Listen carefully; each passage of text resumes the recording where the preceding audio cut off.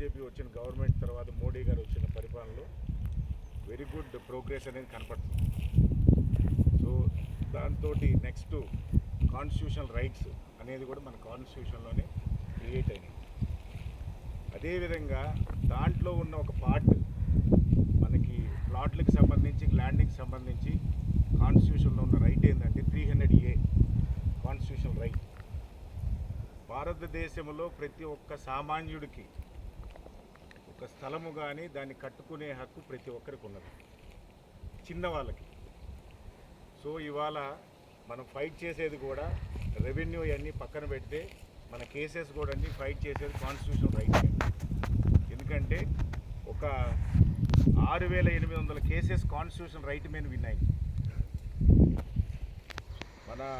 మన కేసెస్ కూడా one of the major part ఏంటంటే కాన్స్టిట్యూషనల్ రైట్. మన కాన్స్టిట్యూషన్లో ఇచ్చిన ఆ రోజులో ఇచ్చిన